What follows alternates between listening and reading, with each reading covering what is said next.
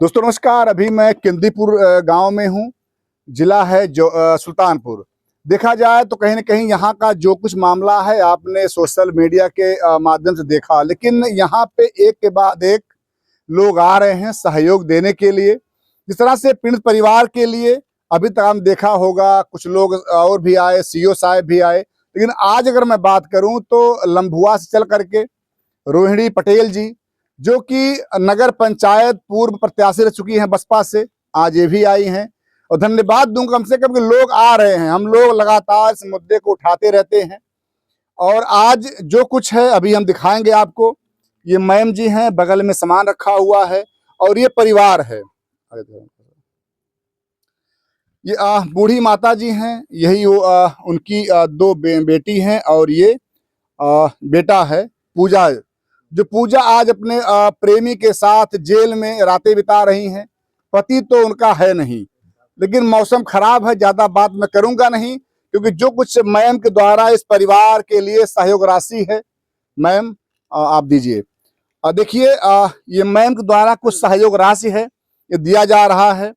20,000 रुपया है, लेकिन वो 20,000 रुपया उसको मत मानिए, वो मानिए कि 20 करोड़ रुपया है। इसलिए कह रहा हूं क्योंकि कहीं ना कहीं अगर गरीब परिवार के लिए अगर आप खड़े हो जा रहे हैं तो बहुत बड़ी बात है। मैम और भी कुछ सामान लाई हैं, क्योंकि वो सब बच्चों के लिए होगा। इसके पहले हम दिखाया था कि जो महिला मोर्चा की और लोग, वो भी लोग आई थी 2 दिन पहले, लेकिन आज रोहिणी पटेल जी आई। मैम थोड़ा क्या रखा है, थोड़ा दिखाइए मैम। और जिसमें कपड़े उपड़े हैं, थोड़ा सा दिखाया जाए भाई, कम से कम ये ना रहे, क्योंकि इतना दूर से मैम चल के आई हैं, दिखाया जाए उस चीज को। ये माता जी के लिए है। हाँ, तो आप दीजिए माता जी के हाथों में। ये भैया माता जी के लिए साड़ी है। आप अभी आपने देखा कि मैम ने माता जी को कुछ सहयोग राशि के रूप में पैसा दिया है। ये माता जी के लिए साड़ी है। अब जो है जो कुछ है ये बड़ी बेटी के लिए है। ये जो बड़ी सबसे बड़ी बेटी है उसके लिए ये कपड़ा है। बेटा पकड़ लो इसको। अभी ये इसके लिए है। ये क्या नाम बेटा आपका है? सुंदरी जी के लिए कपड़ा है, सुंदर सुंदर। अब ये जो छोटू के लिए है, क्या नाम इसका है? समर। समर जी के लिए ये मैम देखिए कपड़ा लाई है। एक दो कपड़ा है इनके पास है। बाबू अब बात करें इसको। ए बाबू, समर बोला क्या है? मुस्कुरा रहा है छोटू। ए बाबू पहनोगे इसको? मुस्कुरा रहा है। नहीं बोल रहा है। देखिए भैया, आज मैम के द्वारा जो कुछ इस परिवार के लिए सहयोग किया गया, ये बहुत ही प्रशंसनीय कार्य है। आज इन बच्चों के मुख में अगर आप देखेंगे तो मुस्कान है, पूरा जो उनका चेहरा खिला हुआ है, क्योंकि ये सब कपड़ा गरीबी में कभी कभी बच्चे नहीं पहन पाते हैं। लेकिन चलिए, कम से कम कहा जाता है कि अगर दूसरों के चेहरे पे अगर मुस्कान ना दे पाओ तो कभी किसी को रुलाओ नहीं। बाबू कैसा लग रहा आपको? बेटा कुछ बोलो। बोलो बच्चा। ये बाबू अच्छा लग रहा है? ये पाई हो हैं? बेटा तुम कुछ बोल दो। बाबू आप बोलो। आप वो नहीं बोलो, आप कुछ बोलो मैम के लिए। क्या नाम इसका बड़ी लड़की का? प्रिया नाम है। प्रिया कुछ बोलो बेटा मैम के लिए।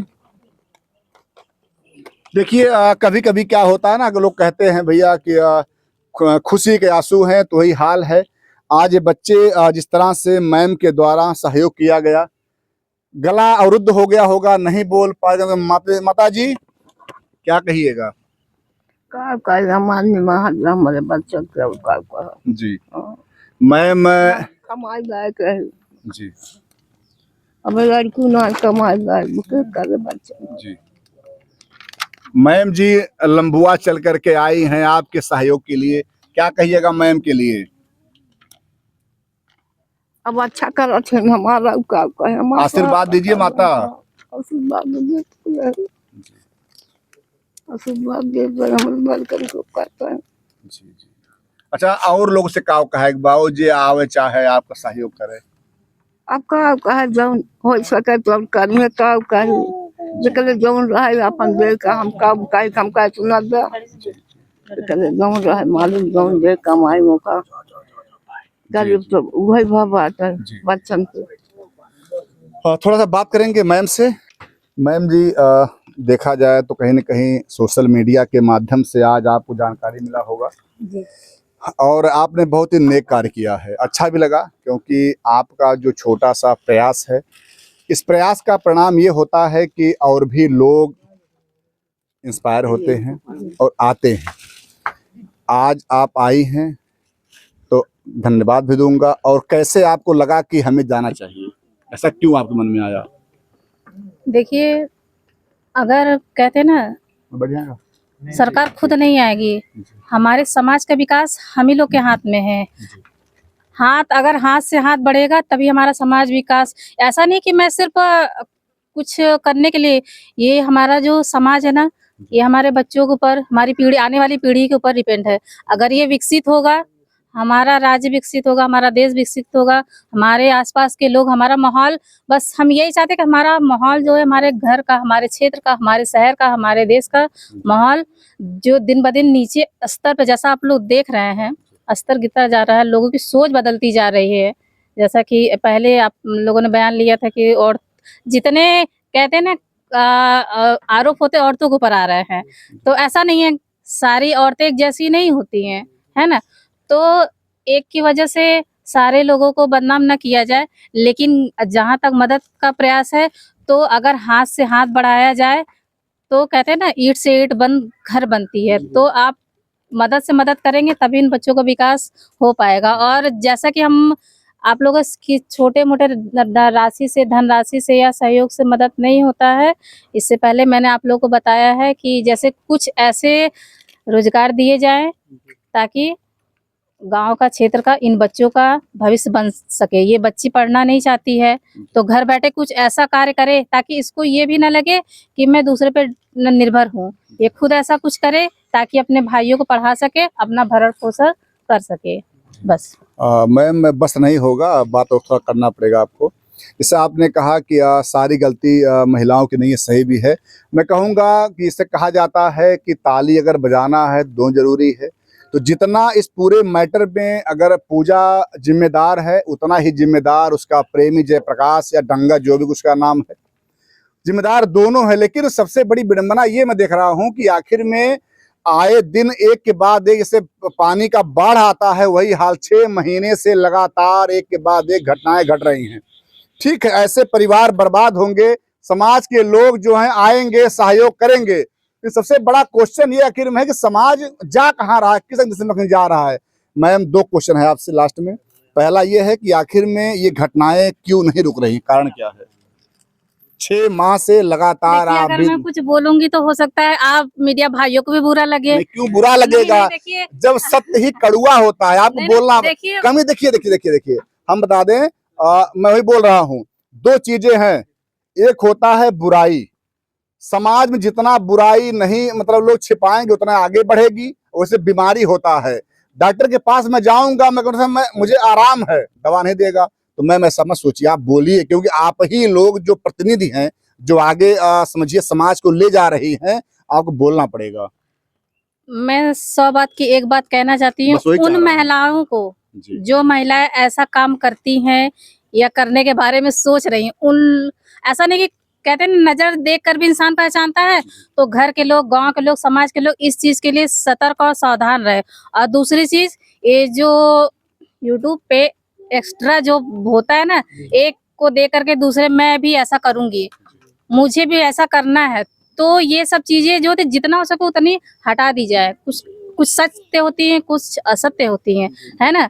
तो उस चीज को तोड़ मरोड़ को बताइए नहीं, क्योंकि इस चीज को बच्चे भी देखते हैं, बड़े भी देखते हैं, बूढ़े भी देखते हैं। ऐसा नहीं कि कहते हैं न युवक ही ऐसा काम नहीं करते, अधेड़ लोग भी ऐसा काम करते हैं। तो इसलिए कोशिश ये करिए कि हमारे समाज में जो गंदगी, जो लोग गंदगी फैला रहे हैं, उन लोगों को हटाया जाए, क्योंकि इसके वजह से हमारा समाज दर बदर, कहते हैं ना, दिन ब दिन एकदम नीचे स्तर पे गिरता जा रहा है। हम लोगों को अगर अपनी पीढ़ी को अच्छा समाज देना है, अच्छा माहौल देना है, या फिर कहिए अगर लेवल तक ले जाए, तो इसकी वजह से हमारा देश भी खतरे में पड़ सकता है।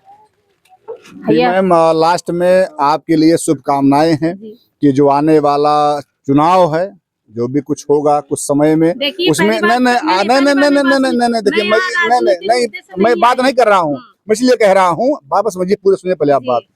मैं इसलिए कामना कर रहा हूँ कि आप आगे बढ़ें, कम से कम धन्यवाद। आप अगर आगे बढ़िएगा जी। तो जिस सोच के साथ आप आज यहाँ पे आई हैं, ऐसे आप पूरे उस नगर पंचायत में जो भी गरीब परिवार होगा, जैसा कि माताएं बहनें अगर बच्चे आप अनाथ लोग- होंगे। जैसा कि आप लोग हमारे कन्वर्सिंग में देखे होंगे, मुझे किसी ने कुछ कहा नहीं, मेरा बस ये उद्देश्य था कि मैं जो गांव की औरतें हैं ना, या फिर हमारा क्षेत्र है, मोहल्ला है, शहर है, गांव है, औरतों को कुछ रोजगार दिया जाए, ताकि उनकी जो आर्थिक स्थिति, वो फ्रस्ट्रेशन में आके भी ऐसे गलतियां करती हैं, है ना, तो उनकी आर्थिक स्थिति सुधरे, है ना।